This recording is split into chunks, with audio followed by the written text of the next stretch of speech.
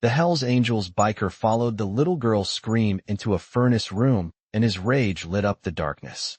Hello everyone. Before we begin today's story, I have a small favor to ask.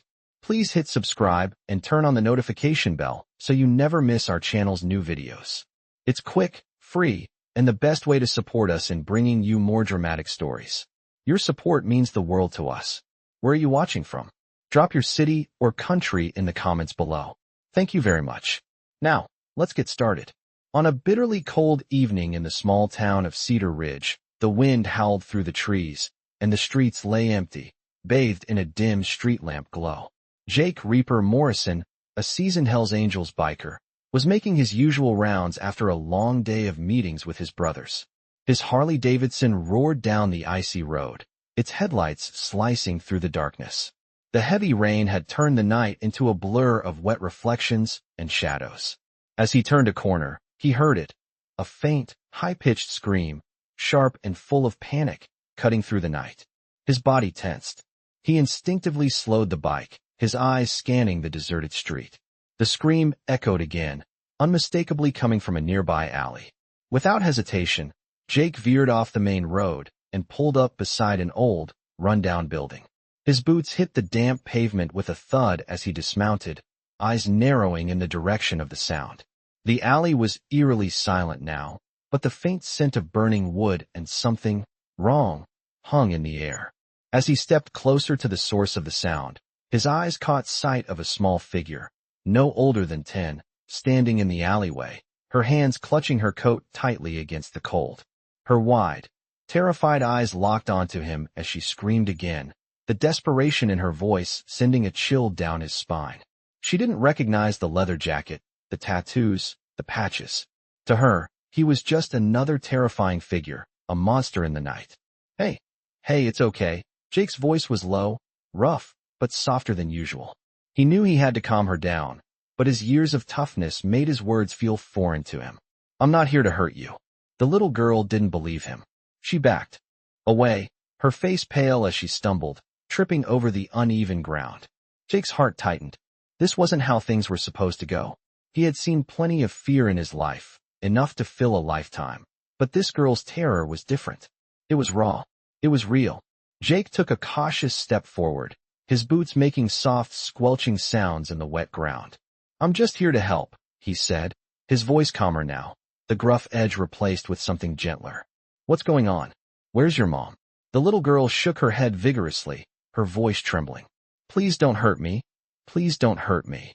Her words hit Jake like a punch in the gut. He could see the fear in her eyes, the same kind of fear he'd seen in the eyes of so many victims in his life. Victims of violence, victims of betrayal. But this was different. She was just a child, no older than the daughter he'd lost long ago. He dropped to one knee, his massive form towering over her, but his actions deliberate, slow. Listen to me, kid, he said, his voice soft but firm. I'm not here to hurt you. I'm here to help. Can you tell me what's going on? I can't help if you don't tell me. The little girl, still trembling, finally spoke, her words barely a whisper. They locked her in there. She pointed toward an old, crumbling furnace room at the end of the alley, the rusted metal door barely visible in the shadows. My sister, they locked her in there, and they said they were going to burn her. Jake's eyes narrowed as he stood up, a rush of cold fury flooding his veins. This was no ordinary situation. This wasn't just a child scared of a biker. This was something far darker, and Jake wasn't about to let it slide. Without another word, he moved toward the furnace room, his body brimming with a controlled rage. Every instinct in him screamed to act. Quick, decisive, and ruthless. This was no time for hesitation. The child's words echoed in his mind. They said they were going to burn her. Jake clenched his fists, the weight of his own past driving him forward. His years in the Hells Angels had taught him the brutal code of brotherhood, loyalty, protection, and revenge. But in that moment, none of that mattered. All that mattered was this child, and the little girl locked in the darkness waiting for help. And Jake was going to make sure she got it. I can hear the girl's voice tremble as she continues to point toward the furnace room, her hands shaking from the cold, but also from fear. The words she had just spoken to Jake hit him like a freight train. They locked her in there, she said, and they're going to burn her. The thought made Jake's blood run cold. He knew that he couldn't waste another second. Without hesitation, Jake took off toward the furnace room, his boots crunching against the wet ground as the fury inside him began to rise. The rain, still falling in a steady drizzle, blurred his vision, but his focus remained sharp. His hand tightened around the handle of his knife as he reached the rusted metal door. There was no time to waste, no time for uncertainty. The door was locked, but Jake had no intention of letting a simple barrier stop him. His broad shoulders slammed into the door, sending it flying open with a loud crash. The room inside was dimly lit, the faint glow of a broken bulb flickering above. The smell of old dust, mold, and something far worse filled the air, but Jake barely noticed. His eyes scanned the room quickly, looking for any signs of the girl's sister. And then he saw her. She was huddled in the corner, her clothes torn, her face streaked with dirt and tears. Her wide eyes locked onto Jake's, filled with both fear and relief. She had been waiting for someone to find her. The little girl's scream had been the call for help that Jake had responded to. But now, it was clear to him that this wasn't just about a rescue. This was about saving a life. The girl didn't move at first. She just stared at him, unsure of who he was and what he intended to do. But then Jake saw it, the faintest spark of recognition in her eyes. She could tell that he wasn't just another stranger, that he wasn't just someone who would hurt her or abandon her like the others had. He was here to save her. Slowly, he dropped to one knee, his voice softer now. "It's okay," he said, his tone low and steady. "You're safe. Now, I'm going to get you out of here." The girl hesitated, then nodded, her small frame shivering from the cold and the fear that still clung to her. Jake reached out to help her up, his hands steady but gentle. As he did, his eyes flicked to the door, scanning for any signs of danger. There was no way of knowing if the people who had locked her in here were still nearby, waiting to strike. But Jake wasn't going to wait. He had to get the girl out of there, and he had to do it fast. "Can you walk?" Jake asked. She nodded again, though her legs trembled with weakness. Jake's mind raced. He couldn't risk carrying her. He needed both hands free. As she stood up, her eyes met his once more, and he saw something there. Trust, a fragile but real trust. "Stay close to me," Jake said, and they moved toward the door. As they reached the entrance, the sound of footsteps echoed from behind them. Jake froze, every muscle in his body tensing.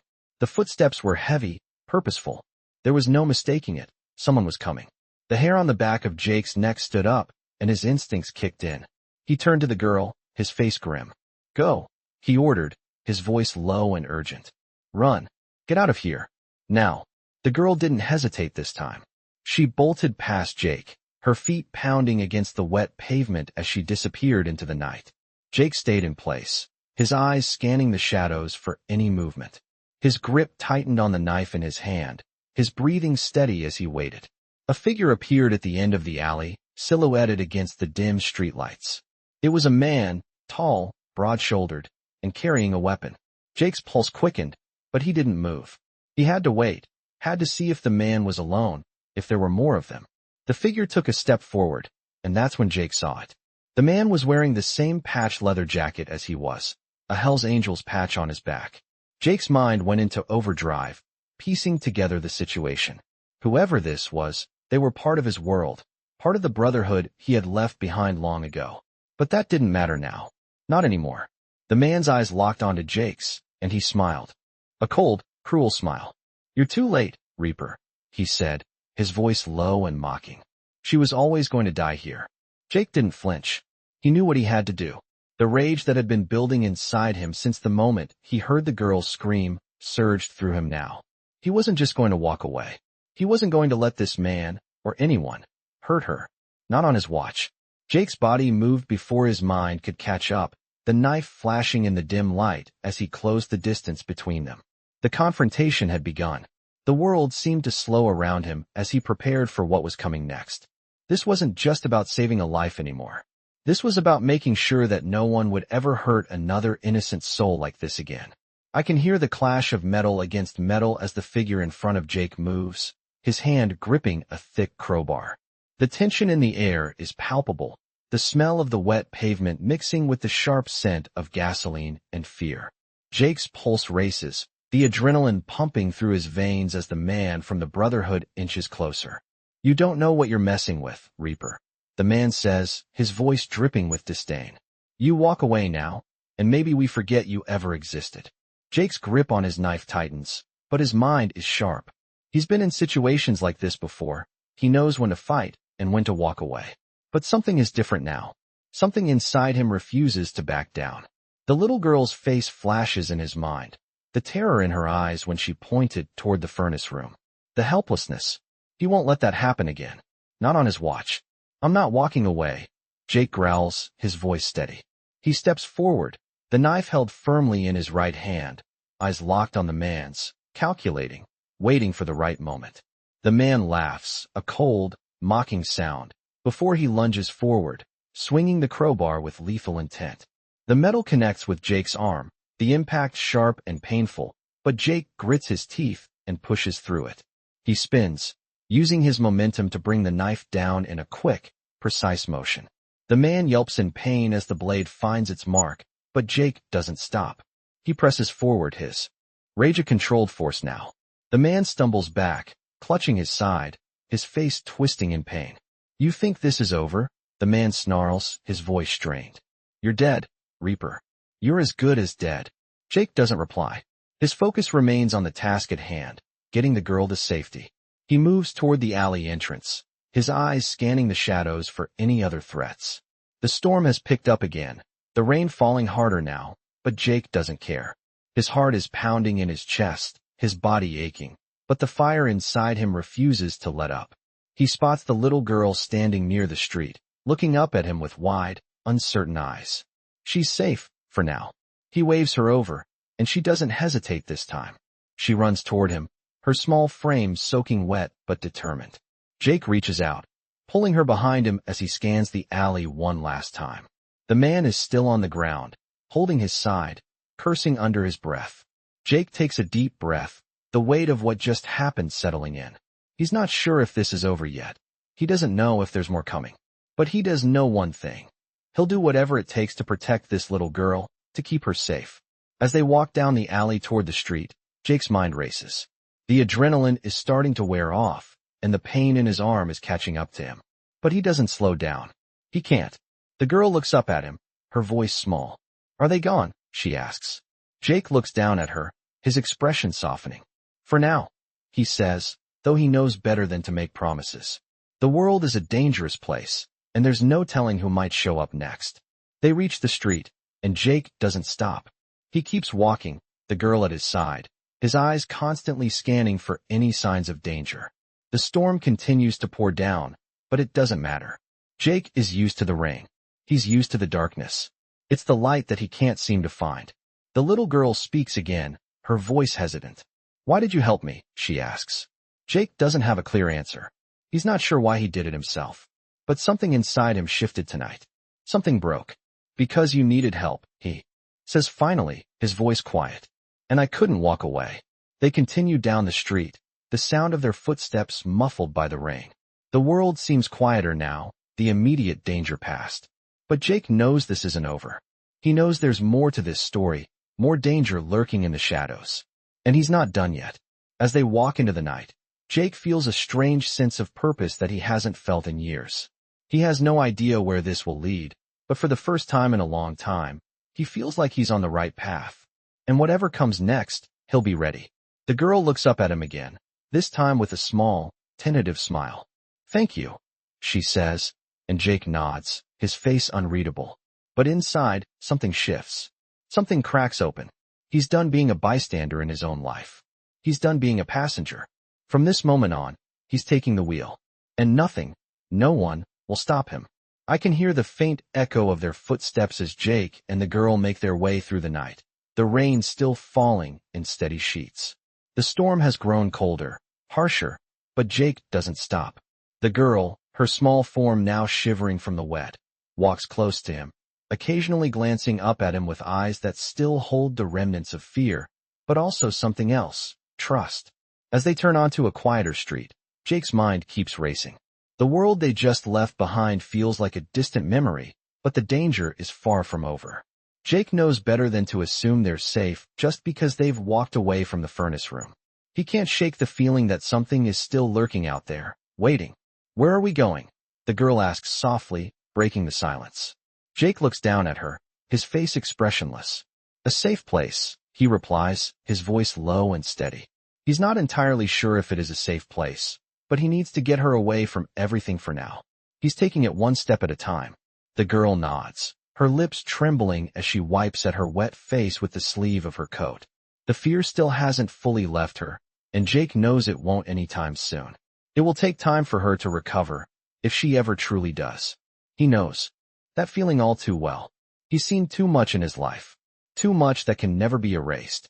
The streets seem emptier now, quieter, but Jake knows it's just an illusion. The silence before the storm. He glances over his shoulder, his instincts still sharp despite the exhaustion creeping up on him. He senses something, someone. He feels the hair on the back of his neck stand on end. The figure appears at the corner of the street, a shadow in the dark. Jake's hand instinctively moves to the knife at his side, but he doesn't draw it yet. He's learned patience. He waits. The figure steps closer, the heavy boots clicking against the pavement, and Jake sees the glint of a badge. His heart skips a beat. It's not one of the men from earlier. This one is different. He's wearing the uniform of a police officer, but Jake can't shake the feeling that there's something more to him. The man stops a few feet away, his eyes scanning Jake, then dropping to the girl beside him. You got a name, kid? The officer asks, his voice rough but not unfriendly. The girl looks up at Jake, and he gives her a small nod, silently telling her to trust him. Emily, she says quietly. Emily, huh? The officer kneels down in front of her, his gaze softening. You okay? Jake watches closely. He doesn't trust easily, especially not after everything he's seen. But there's something about this officer that seems different. He doesn't seem to be here to cause trouble, at least not for them. Emily nods, looking up at him with wide eyes, still unsure. I'm okay, she says, her voice barely above a whisper. The officer stands up and looks at Jake. You're with her? Jake's jaw tightens, but he doesn't hesitate. I am, he replies, his voice steady. The officer studies him for a moment, then glances down at Emily. What happened? Jake's mind races. He can't tell him everything. Not yet. Not with this man standing in front of them. But he can't lie either. She's in danger, Jake says simply. The officer seems to sense the weight of his words. You got any place to go? He asks, his voice lowering. Jake hesitates, but he knows he has to make a decision. He can't keep moving through the streets like this. He looks down at Emily, who is still clutching his sleeve tightly. Not really, he says quietly, the words feeling heavy in his chest. The officer nods slowly. I know a place. It's not far. He pauses, his eyes flicking toward the shadows. You both need to get off the streets. It's not safe here. Jake doesn't trust anyone easily, but something in the officer's eyes tells him he's not lying. He looks at Emily, and she nods slightly. She's exhausted, too tired to make decisions for herself. Lead the way, Jake says. The officer nods and turns to lead them down a side street. Jake stays close behind, his senses on high alert. He doesn't trust anyone, but for now, this officer seems like the best option. They walk in silence for several blocks, the streets eerily quiet except for the sound of their footsteps in the rain. Jake keeps his focus ahead, but his mind is still on the man with the crowbar, on the danger they just left behind. They reach a small house at the end of the street, tucked away from the main road. It's modest, but it looks safe enough. The officer stops at the door, turning to face Jake and Emily. This is it, he says. It's not much, but it'll keep you off the streets for now. Jake looks around, then at the officer. There's something in the way he speaks, in his calm demeanor, that tells Jake this isn't just about shelter. This is about something more, something deeper. Thanks, Jake says, his voice low. The officer nods, then turns to leave. But before he does, he pauses, glancing back at Jake. If you need anything at all, you come to me. Got it. Jake meets his eyes for a moment, then nods. Got it. The officer walks away, disappearing into the darkness, leaving Jake and Emily standing at the door. Jake takes a deep breath, his mind still racing. This isn't over. It won't be until the last thread is gone. But for tonight, for this moment, they're safe. And that's enough, for now. I can feel the tension slowly lifting as Jake and Emily step inside the small house. The warm glow of a single light bulb hanging from the ceiling fills the otherwise dark room. It's small, nothing fancy, but it's a refuge. Jake looks around, his mind still buzzing with the adrenaline from the night's events. He gently closes the door behind them, making sure it's locked tight. Emily, her hair wet from the rain and her clothes drenched, walks in hesitantly, looking around at the unfamiliar space. She's exhausted, physically and emotionally drained. Jake can see the lingering fear in her eyes, the same fear that had been there since he first found her in the alley. It's safe here, Jake says softly, trying to reassure her. He knows she's not convinced yet, but the words are all he has. Emily nods quietly, looking around the room again, her hands still clutching the edges of her coat. She doesn't say anything, but Jake can see the tears threatening to spill. He can feel the weight of the night pressing down on him. They've both been through too much in such a short time. Jake moves to the small kitchen area, his movements slow and deliberate. His arm is throbbing where he was hit earlier, but he doesn't pay it any mind. He's used to pain. He grabs a towel from a nearby rack and walks back to Emily. Here, he says gently, offering it to her. You should dry off. Emily takes the towel from him, her fingers trembling slightly as she touches it. Thank you, she whispers, her voice soft but filled with gratitude. Jake watches her for a moment, then sits down on an old couch against the far wall. He rubs his face, feeling the weight of everything settling in. This isn't over. He knows that. Not by a long shot. But for tonight, they're safe. At least, he hopes they are. The door creaks open, and Jake stands up instinctively, his eyes darting toward the entrance. It's only a few seconds before he relaxes again. It's just Emily, heading toward the bathroom with the towel wrapped around her. She doesn't look back, but Jake can feel the quiet relief in her steps. It's the first time tonight that she hasn't been looking over her shoulder. He lets out a breath he didn't realize he was holding. Jake turns his attention to the small window near the door. The rain is still falling in sheets outside, but it's hard to tell how much longer the storm will last. The night is still thick with silence, but something about it feels off. There's a feeling deep in Jake's gut, a sense of something looming just beyond the horizon. He's not sure what it is yet, but he knows he has to be ready. He's always been ready. It's what kept him alive all these years, and he won't let that change now. His thoughts drift to the officer who helped them, the man who'd offered them shelter. Jake still doesn't trust him fully, but he's not sure what his game is. Jake knows better than to trust anyone without a reason. He doesn't know why the officer helped them, but for now, he'll take it. Emily steps back into the room, her hair dried and her face free of the worry lines that had been there before.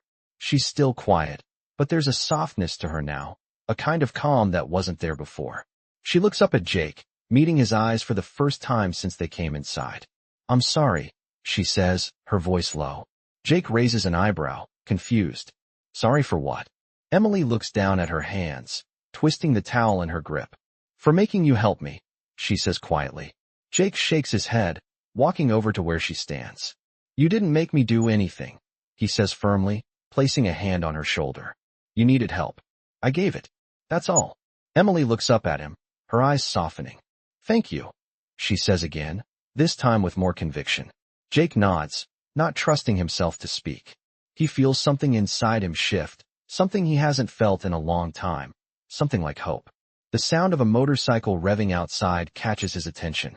It's faint, but Jake knows the sound well. He's heard it 1,000 times, and every time it sends a jolt of anxiety through him. He moves quickly to the window, peering out through the thin curtains. It's hard to see anything through the rain, but he catches a glimpse of headlights turning down the street. His hand instinctively moves to the knife at his side, but he doesn't pull it out. Not yet. The motorcycle passes by, and Jake exhales in relief. But he knows the danger is far from over. The rain continues to pour outside, but inside the house, the atmosphere is different now. It's still tense, but there's a quiet sense of safety. For the first time in a long time, Jake feels like he's protecting something that matters. He looks over at Emily, who's sitting quietly on the couch, her eyes closed as if she's trying to find some peace after everything that's happened. He wonders what she's thinking, if she's remembering the same things he is. He wonders if she's feeling as lost as he does sometimes. But he doesn't ask. Not yet. Instead, he walks over to the door, locking it again. He doesn't know what's coming next, but he knows they have to be ready. Whatever happens, Jake will make sure Emily is safe. He won't fail her. Not now. Not after everything they've been through. I'm standing by the window, staring out into the storm, when I hear it. A faint knock on the door. My muscles tense instantly, the kind of reaction that's become second nature after years of living a life full of danger. My mind races, running through the possibilities. It could be someone from the Brotherhood looking for trouble, or worse, it could be the same people who locked Emily's sister in that furnace room. I can't risk it. Not now. Not when I've finally managed to get Emily to safety. I move quietly toward the door, making sure my knife is within reach, my pulse quickening with every step. The knock comes again, louder this time, more insistent. My hand hovers over the door handle, and I glance back at Emily, who is sitting on the couch, her eyes wide with uncertainty. She can tell something's wrong. Stay here, I say softly, trying to keep my voice calm. Don't make a sound. She nods, her face pale but resolute. She understands what's at stake. I turn the handle slowly, peering through the small crack to see who's outside. My heart skips a beat when I see the familiar face. It's the officer, the one who helped us earlier. His eyes are tired, but he's still standing tall, his uniform soaked through from the rain. I exhale in relief and open the door a bit wider. What are you doing here? I ask, trying to keep my voice steady, though I'm relieved to see him. He looks over his shoulder quickly, as if making sure no one's watching, before stepping inside. I had to make sure you two were okay, he says, his voice low but urgent. It's not safe out there. I close the door behind him and lock it again. Emily looks up at him, her eyes still filled with wariness, but there's a sense of trust beginning to grow in her. She's smart. She knows better than to trust anyone without reason. But this officer has proven himself. I wasn't sure I could trust you. I tell him, my eyes narrowing slightly. But I'm starting to think you're on our side. The officer gives me a tired smile. I've been in this game long enough to know when something's off, he says, wiping the rain from his brow. And what happened tonight? That wasn't just some random act of violence. There's something bigger going on. I nod, understanding the gravity of his words. You're right, I say quietly. We're not safe here. They know where we are. The officer looks over at Emily, his gaze softening. I didn't want to believe it at first, but I've seen enough to know when a kid is in danger, he says. This isn't over, and I don't think they're just going to let you two walk away. His words hit me like a punch in the gut, but I know he's right. We can't hide forever. As much as I want to protect Emily and give her a normal life, there are people out there who won't stop until they get what they want. What do we do now? I ask, turning my attention back to the officer. He pauses for a moment, thinking.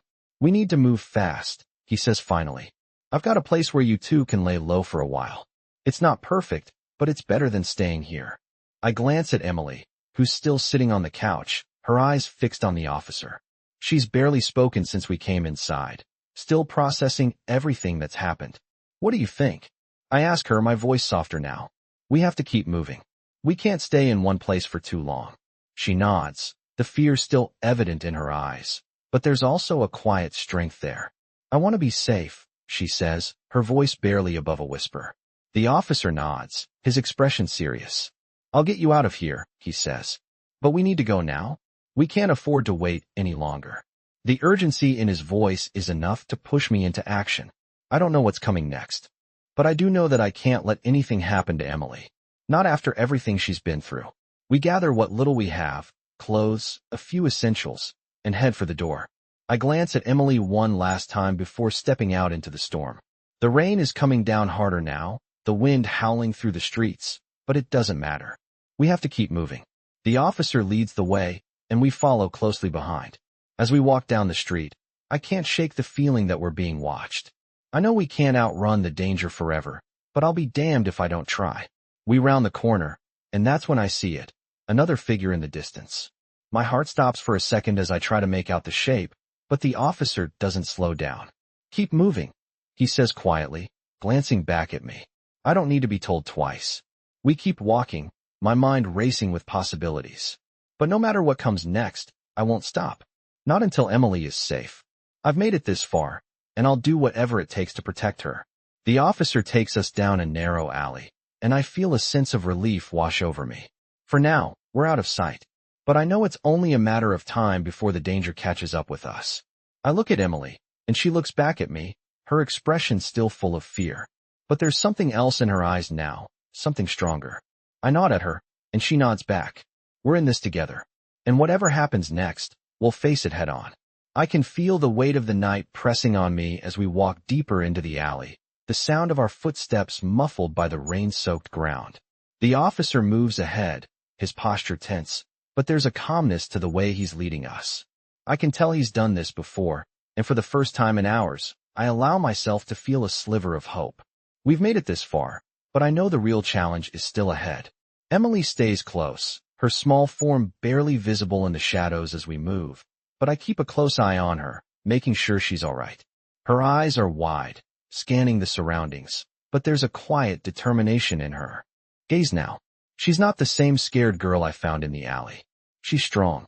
We round the corner, and the officer stops, his hand raised in a silent gesture for us to halt. I freeze instinctively, my senses on high alert. He gestures toward a building up ahead, a nondescript warehouse tucked behind a row of old shops. This is it, he says, his voice low and steady. Stay close, and stay quiet. Don't make a sound unless I tell you to.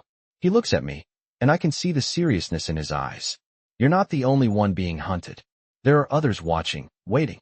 I nod, the gravity of his words sinking in. We've been running all night, but I know now that we can't keep running forever. Something has changed inside me. I can't let this end like it did before. I can't fail Emily. We move toward the door, the officer pulling a key from his pocket and unlocking it with a soft click. As the door creaks open, a rush of cool air greets us. The warehouse smells like dust, metal, and old machinery. It's quiet, too quiet, but I can't afford to be paranoid. The officer motions for us to follow him inside, and I do, leading Emily by the hand. She's still quiet, but I can feel her tension, the unease that hasn't fully left her. Inside, the officer shuts the door behind us, locking it once more. The room is dimly lit, the only light coming from a single bulb hanging overhead. It's not much, but it's enough. He looks at us both, his face softening slightly. This is the safest place I can offer for now, he says. You'll be all right here, but we can't stay long. They'll be looking for you. I glance around, my mind still racing. Who's they? I ask, my voice a little rougher than I intend. Who's coming after us? The officer hesitates, but then meets my gaze. The people you've pissed off, he says bluntly. The ones you're running from. They're not going to stop until they get what they want. I can feel my chest tighten. I've never been one to back down from a fight, but this is different. I know these people. I know how they operate, and they don't let go easily. I look over at Emily, her face still pale but her eyes steely with resolve. She's heard it too. What do we do now? I ask, the question hanging in the air. The officer steps forward, his eyes scanning the room before landing back on us. We wait, he says. For now, it's the only thing we can do. But don't think you're safe just because you're in here. You're not. They'll find you. And when they do, we'll have to be ready. The words hang in the air, heavy with the truth behind them.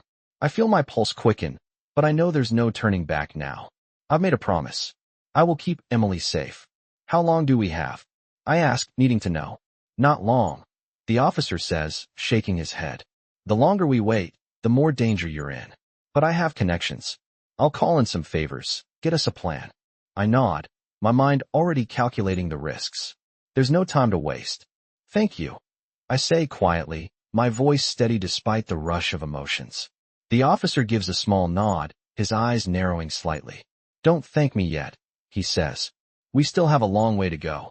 As he turns to step deeper into the warehouse, I take a deep breath, trying to steady myself. The storm outside hasn't stopped, and I don't think it's going to anytime soon. I glance at Emily again. She's standing there, quiet and still, but I see something in her eyes now, a spark of resilience. She's been through so much already, but she's still standing. That's all that matters. We'll get through this. Together. I move closer to Emily, taking a seat beside her. The officer is talking quietly on the phone in the corner, but for now, it's just the two of us. The sounds of the storm outside fill the silence, but it's different now. It's not just the wind and rain. It's the calm before the storm. And in that moment, I realize that this isn't just about surviving. This is about winning. And I won't stop until Emily is safe. I won't stop until I've made sure nothing can hurt her. No matter who or what comes next. I'm sitting in the dimly lit warehouse, my back against the cold concrete wall. The sound of the rain pounding against the roof is a constant reminder of the storm outside. I glance over at Emily, who's sitting on the floor, her arms wrapped around her knees. She's been quiet, lost in her thoughts, but I can tell she's still scared.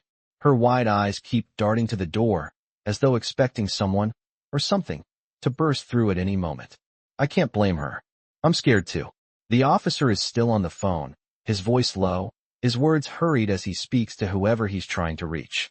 I can't make out much, but I don't need to. I know what he's trying to do. He's buying us time. Time that we don't have much of. The weight of the situation presses down on me, and I can feel the tension building in my chest. We're not safe here. We never were. The man who attacked me earlier is still out there, and I know he's not the only one.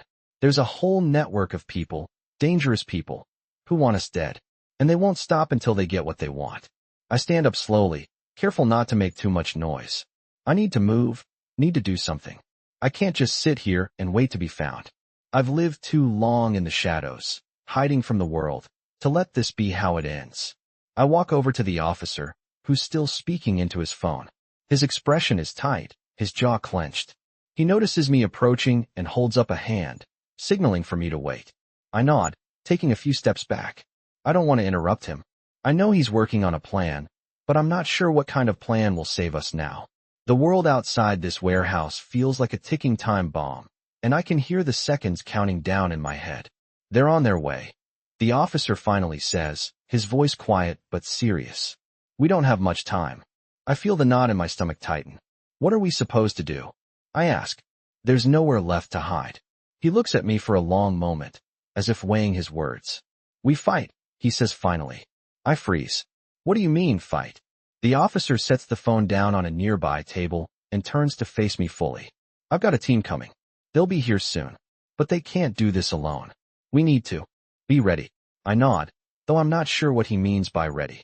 I've never been a fighter, not in the traditional sense. But I know one thing for sure. I'll do whatever it takes to keep Emily safe. What do you need me to do? I ask, the words coming out before I can think about them. The officer looks me over, sizing me up. You've got the right instincts, he says, his voice calm, almost reassuring. But you'll need more than instincts. We're going to have to be strategic. I'll take point. You keep an eye on Emily. I nod again. It's not much of a plan, but it's all we have. I look over at Emily, who's now standing up, her eyes wide and alert. I walk over to her, placing a hand on her shoulder. She looks up at me, her expression filled with concern. We'll be okay, I tell her, even though I'm not sure if I believe it. She nods, her face still pale but determined. I trust you, she says softly. Her words hit me like a freight train, and for a moment, I feel the weight of the responsibility settle on my shoulders. I won't let her down. I won't let anyone hurt her again. The officer walks toward the back of the warehouse, his footsteps echoing in the empty space. I watch him for a moment before turning my attention back to Emily. Stay close, I say. Don't move unless I say so. She nods, stepping closer to me. We move to the far corner of the room, where a few crates are stacked. It's the best cover we can find. The sound of motorcycles rumbling outside breaks the silence. I feel my heart skip a beat. I know who it is. The team is here. The officer doesn't wait for me to speak. He gestures to the crates. Stay here, he says, his voice commanding. I watch him move toward the entrance, his figure disappearing into the shadows. It's now or never. I hold my breath, waiting for the first sign of danger. The motorcycles grow louder, closer, and then I hear it. Footsteps, slow and deliberate. Someone's coming. My pulse quickens, and I instinctively reach for the knife at my side.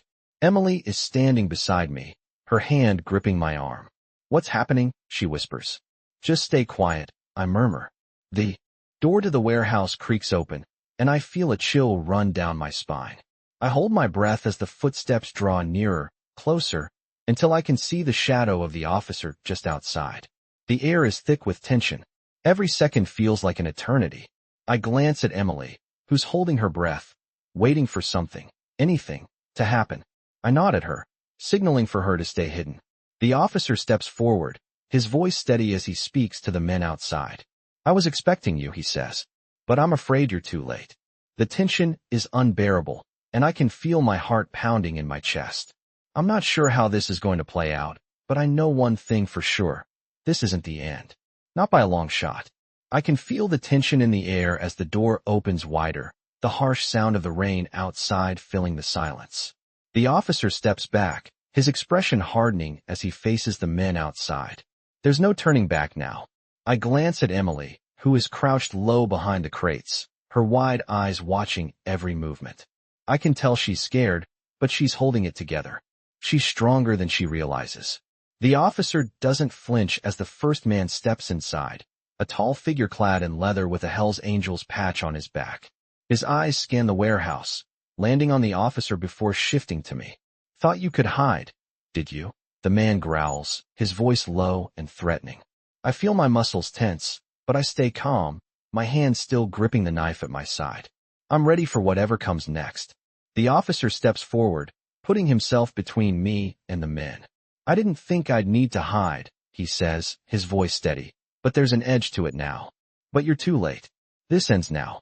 The man scoffs, stepping closer, his boots echoing against the concrete floor. You think you can stop us? He sneers. You're outnumbered. You're alone. I glance around the warehouse, counting the figures in my head. There are at least 3 of them, and maybe more outside. We're outmatched, but I've been in situations like this before. I know how to think fast. I'm never alone, the officer says, his voice sharp. And you've made a mistake coming here. This isn't just about you anymore. It's about everyone you've hurt. The man narrows his eyes, his expression hardening as he takes a step closer. You've got guts, I'll give you that, he says, his voice dripping with disdain. But it's not enough. The tension in the room thickens as the officer takes another step forward, his hands held out in a non-threatening manner. Leave, the officer orders, his voice calm but commanding. Before this gets ugly. The man laughs, a cruel sound that reverberates off the walls. You think you can scare us off with words? He raises his hand, and the others behind him move in closer, closing the space between us. I grip my knife tighter, my knuckles turning white. Emily looks at me, her expression full of fear but also a flicker of hope. She trusts me, and that's all I need. You don't know who you're messing with, the man growls, stepping even closer. The officer doesn't budge, his gaze unwavering. I know exactly who I'm messing with, he says, his voice deadly calm. And I know exactly how this is going to end. Without warning, the man lunges forward, his hand reaching for something at his side. I react instinctively, my knife flashing in the dim light as I step to the side, slicing through the air. The man stumbles back, a surprised look crossing his face as blood begins to drip from the cut on his arm. You'll regret that, he snarls, stepping back to regroup with the others. The room is silent for a moment, the only sound the heavy breathing of everyone in the room. I can feel the adrenaline coursing through me, but I keep my focus sharp. I can't afford to lose control. The officer moves in front of me, his hand on my shoulder, steadying me. We need to move now, he says, his voice low. We don't have time for this. The man with the cut looks back at the officer, his expression darkening. You don't get to walk away from this, he growls. You've made your choice, and now you'll pay for it. As he steps forward again, I hear the sound of more motorcycles approaching outside, their engines roaring in the distance. It's too late to run. The officer turns to me, his eyes locked onto mine. Get Emily out of here, he says urgently. Now. I don't hesitate. I grab Emily's hand and pull her to her feet. Stay close to me, I say, my voice sharp. We move quickly through the dark warehouse, my mind racing with what comes next. We reach the back door, but just as we're about to step outside, I hear a shout behind us. The man is closing in, and the sound of his boots on the concrete is deafening. I don't think we'll make it. But then, just as I'm about to turn and fight, the door bursts open, and another figure steps inside. It's another officer, his face hard with determination. Move, he shouts, and without thinking, we follow him. The officer leads us out the back door and into the alley behind the warehouse, where the rain is coming down even harder now. We keep running, not looking back, but the sound of footsteps is getting closer. The officer doesn't slow down, his pace steady and confident. I can hear Emily's breath beside me, her small hand gripping mine tightly. We're almost there. I know we are. But I can hear the voices behind us, shouting, cursing. They're coming after us. We turn a corner, and I can see the light from the street ahead. We're almost there. And then, Just as I think we're safe, I hear a shout from behind us. The man with the cut is gaining on us, and I know he's not alone. He's brought reinforcements. We're not done yet, but we will be. Not if I have anything to say about it. I can hear the footsteps behind us, getting louder with every passing second. My heart pounds in my chest as we race down the alley, the rain soaking through my clothes, but I don't care. Emily is right beside me, her hand clutching mine tightly, and that's all that matters. We're not stopping. Not until we're safe. The officer leads the way, his movements swift and deliberate. I can see the glow of headlights up ahead, but it's still too far to reach. I glance behind us, and the shadows in the alley seem to stretch longer. I know they're still following us. We turn another corner, and I can feel the urgency in the officer's every step. We're almost there, he says, his voice low and steady, but I can hear the tension in it. Keep up. Don't stop. I nod, my legs burning from the run, but I keep pushing forward. Emily is still with me, but I can feel her grip tightening on my hand. I can hear her breath coming in short, quick bursts, and I know she's scared. But I can't let her see that I'm scared too. I can't let her know how much danger we're really in. We reach the end of the alley and spill out into the street, the headlights from a car blinding us for a moment. But there's no time to stop. The officer waves for us to keep moving. In here, he says, pointing toward a narrow door at the side of a building. We follow him without question, pushing through the door just as the first sound of engines rumbles in the distance. The door slams shut behind us, and I let out a breath I didn't realize I was holding. We're inside now, but it's not over. We're not safe yet. The officer looks at us, his face set with determination. Stay here, he says. Don't make a sound. I'll go check the area. I nod quickly, and the officer disappears into the shadows, leaving Emily and me standing alone in the dimly lit hallway. My heart is still racing, but I try to stay calm. I can hear the sound of our breathing echoing off the walls, but it's the silence that feels the heaviest. We wait, the seconds ticking by, every one of them dragging on longer than the last. Emily looks up at me, her eyes filled with questions, but she doesn't ask. She's too tired, too afraid. We're okay, I tell her quietly, even though I'm not sure I believe it myself. She nods, but I can see the uncertainty in her eyes. She doesn't say anything, but she moves closer to me, seeking comfort in my presence. I hold her hand tighter, my mind racing. I can't keep her in this situation forever. I need a way out. I need to figure out what's next. The officer's footsteps return, the sound echoing through the hallway as he reappears. He looks at us, his expression serious. We've got a few minutes, he says. But we need to move. Now. I don't ask questions. I just nod. The officer turns and heads toward a back door. Stay close, he says. We're leaving this place behind. It's too dangerous. I glance at Emily, and she looks back at me, her face pale but determined. We follow the officer, moving quickly through the narrow halls of the building. The only sound is the soft shuffle of our footsteps as we make our way to the exit. I feel the weight of every step, knowing that at any moment, someone could be on our tail. The officer stops in front of a door and gestures for us to stay quiet. This is it, he says. It's not much, but it'll get us out of here. He opens the door, and we spill into the night once more, the cold air hitting my skin like a shock. I look around, trying to get my bearings. We're in a small parking lot, and there's a van parked in the far corner. Get in, the officer says. Without thinking, we make our way toward the van. I keep a tight grip on Emily's hand, my eyes scanning the area for any signs of movement. The officer opens the van door and gestures for us to get inside. We need to go now, he says urgently. Emily and I climb into the back, the officer following behind us. He slams the door shut, and the van starts moving almost immediately. I look out the small window as we pull away, the lights of the city fading behind us. For the first time in what feels like forever, I feel a small sense of relief. But I know it won't last. I know the danger isn't gone. Not yet. The officer glances at me through the rearview mirror, his expression unreadable. We're not safe yet, he says. We need to keep moving. I nod, my eyes still focused on the rearview mirror.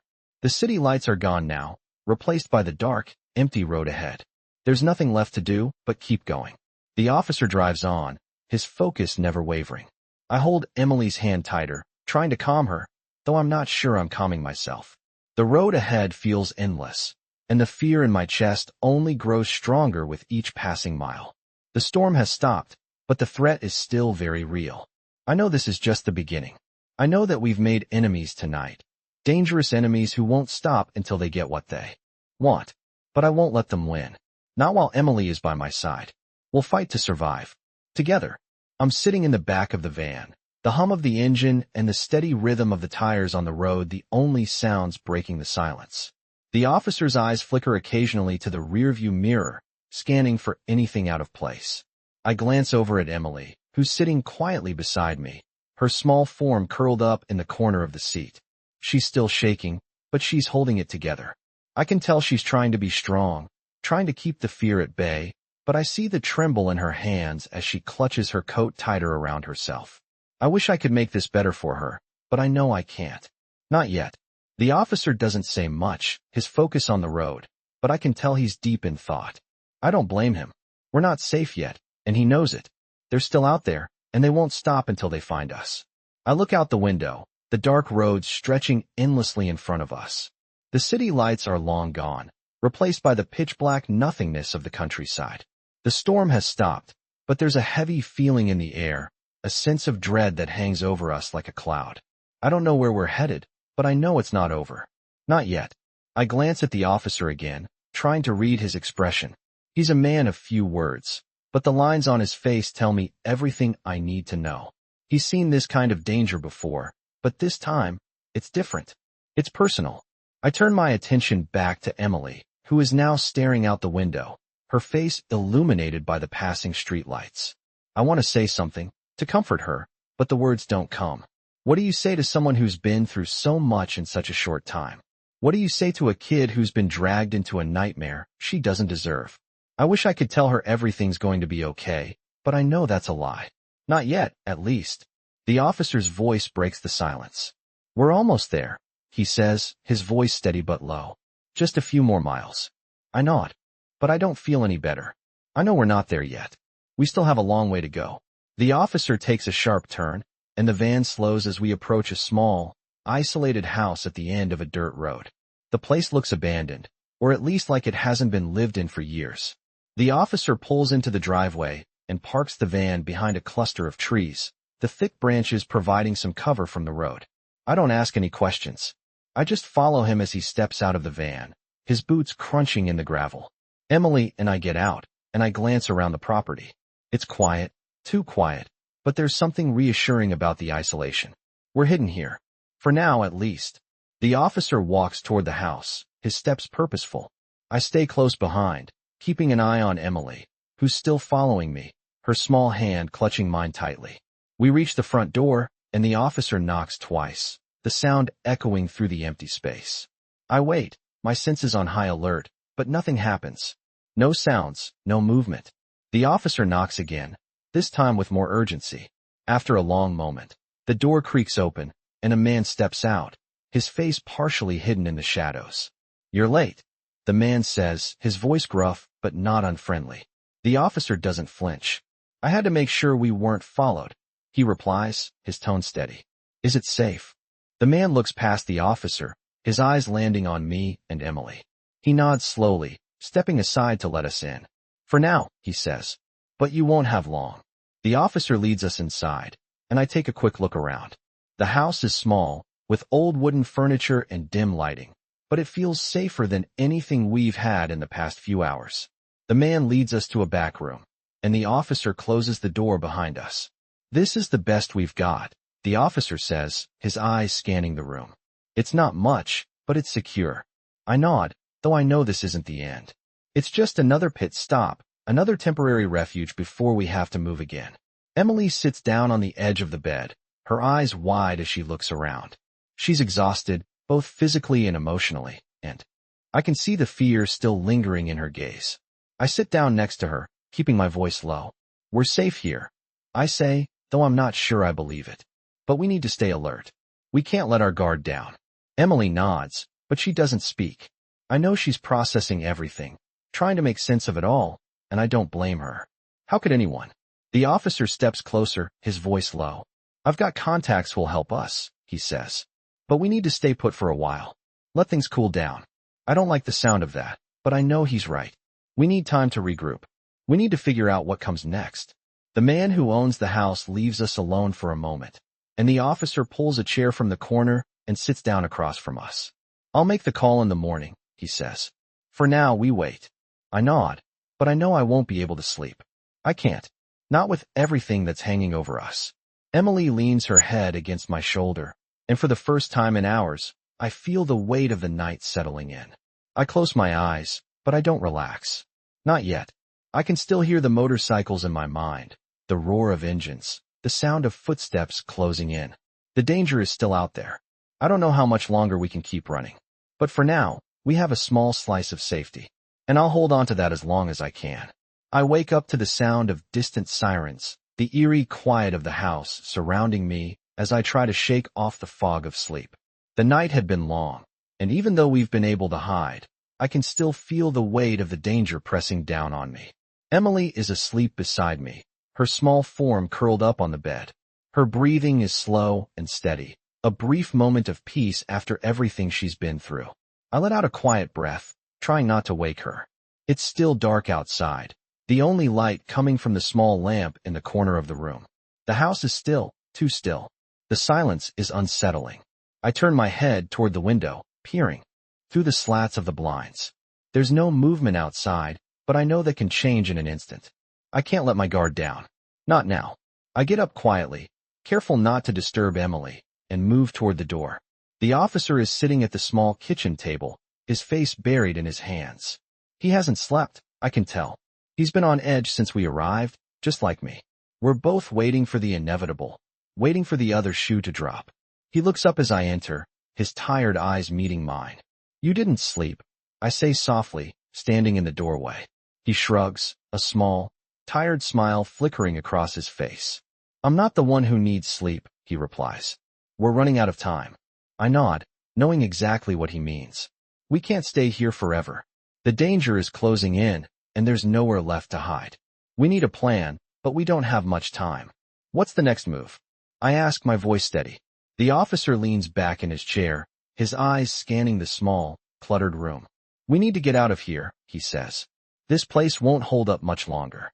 They're already looking for us. We'll have to keep moving. I'm already on edge, but hearing the officer say it out loud makes it all the more real. There's no more running, no more hiding.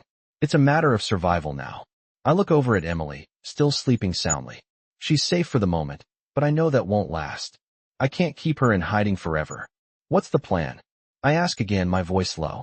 The officer stands up, his movements slow but deliberate. We have a contact, he says. He can help us, but we'll need to move fast. We don't have much time. I don't ask questions. I've learned by now not to question the officer. He knows what he's doing, and right now, that's all that matters. I nod, turning toward the bed where Emily is still asleep. She looks peaceful, almost angelic in the dim light, but I know the truth. She's been through too much, and I don't know how much more she can handle. I walk over to her, crouching down beside the bed. Emily, I whisper softly, shaking her gently. Her eyes flutter open, and she looks up at me, confusion in her gaze. Hey, I say, trying to sound reassuring. We need to go. It's time to move. Her eyes widen with alarm, but she doesn't say anything. She knows. She knows it's not safe here anymore. She's been through enough to understand. She nods slowly, sitting up and rubbing her eyes. Where are we going? She asks, her voice quiet but strong. I don't have an answer yet, but I know it doesn't matter. We just need to keep moving, keep running, until we're out of danger. We'll be okay, I say, though I'm not sure I believe it. We just have to stick together. She nods, her face a mix of exhaustion and determination. She's not a little girl anymore. She's learned how to survive, just like I have. We make our way to the door, and I glance back at the officer, who's already moving toward the front. We're ready, I say. The officer nods. Stay close. Don't trust anyone. And whatever you do, don't stop moving. I nod, my heart pounding in my chest as we head for the door. I can feel the weight of everything pressing down on me, on all of us, but there's no turning back now. We step outside into the cool, crisp air. The streets are empty, but the stillness only makes the danger feel that much closer. The officer leads the way, his eyes scanning the area as we move quickly down the street. I stay close to Emily, keeping a tight grip on her hand. We don't speak. There's nothing left to say. The only sound is the pounding of our footsteps against the pavement, echoing in the quiet night. I glance over my shoulder, just in time to catch a glimpse of headlights in the distance. It's too far away to be a threat, but I know that can change in an instant. We keep moving, and I feel the pressure building in my chest. I don't know how much longer we can keep running, but I know one thing for sure. I'm not going to let anyone hurt Emily. Not again. We turn a corner, and the officer leads us down a narrow alley. The streetlights are fewer here, and the shadows seem to stretch longer. We're getting closer, but I know it's not over yet. There's still a long road ahead. We stop in front of a nondescript building, and the officer glances back at us. This is it, he says, his voice low. Stay here. I'll go inside first. I'll make sure it's safe. I nod, my heart racing as he disappears inside. The door closes behind him, and I hold my breath, waiting. Time seems to stretch as I watch the door, waiting for the officer to come back. The danger is still out there, and I know it won't be long before they find us. But for now, we're safe. For now, we're one step ahead. And I'll make sure we stay that way. I stand in the dim light of the alley, my heart pounding as I wait for the officer to return. Emily is standing close beside me, her small hand gripping mine tightly, her face still full of worry. I can feel her anxiety, and I know she's as scared as I am. The weight of everything is crushing, and the cold night air only adds to the tension. I can hear the sound of distant voices, but they fade as quickly as they come. The officer said he'd make sure it was safe. And as much as I want to believe him, I can't shake the feeling that we're being watched. We've come so far, but the road ahead is still unclear. My mind races, but I focus on Emily, on the quiet fear in her eyes. I give her hand a reassuring squeeze, but inside, I'm just as scared. It's going to be okay. I whisper, though I don't know if I believe it myself. She nods, but there's a hesitation in her movement, a quiet doubt in her eyes. We wait in the shadows, the minutes dragging on like hours. The streetlights flicker in the distance, casting long shadows across the narrow alley. I glance at the door the officer went through, my eyes trained on the crack where the light leaks out. I can't tell what's happening inside, but I can feel the tension building. The sound of my own breathing is deafening in the silence. The danger is still out there. I know that. They're not going to stop until they find us. I glance back at Emily, who's staring at the door too. Her face is pale, and I can see the exhaustion in her every movement. It's been a long night, a long series of nights, but there's no rest for us yet. Do you think we're safe here? She asks quietly, her voice barely audible over the sound of the rain. I look down at her, my heart aching. For now, I say, though I don't know if that's true. There's a lot riding on this, on whether the officer can get us out of this mess. We don't have many options left. The door opens suddenly, and the officer steps out, his face grim. I exhale in relief, but it's only momentary. He looks around quickly, his eyes scanning the alley before settling on us. They're not far behind, he says, his voice low. We need to move. Now.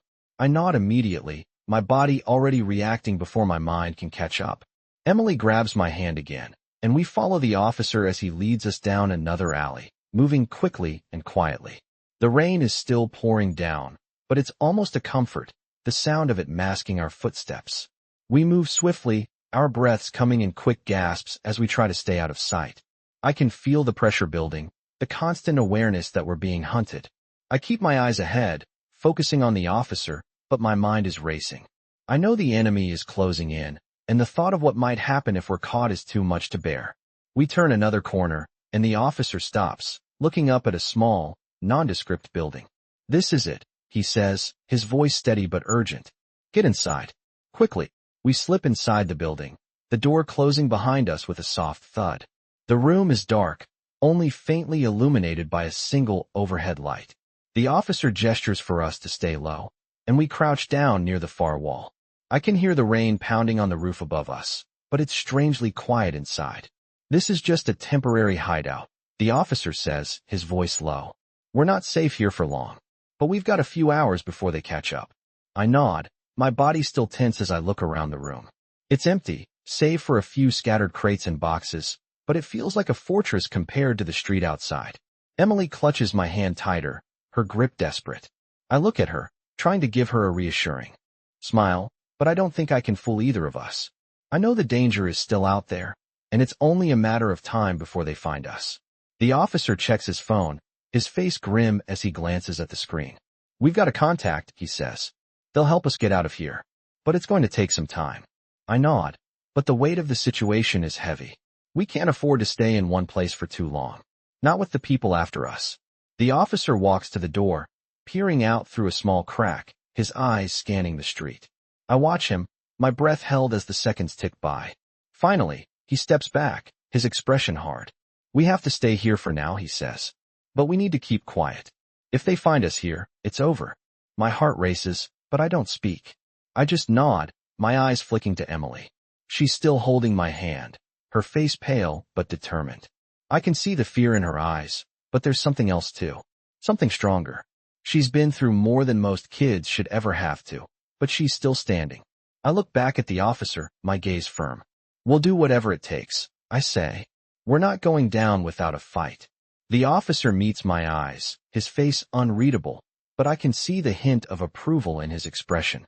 That's what I like to hear, he says quietly. But remember, stay low, stay quiet, and stay ready. This isn't over. Not by a long shot. I nod, my hand still holding Emily's. I can feel the weight of the responsibility on my shoulders, but I don't mind. I'll do whatever it takes to protect her, and I won't stop until we're safe. We sit in the dark, the sound of the rain and the distant voices of the enemy outside the only thing we hear. But even as the minutes stretch on, I know one thing for sure. We won't give up. Not now. Not ever.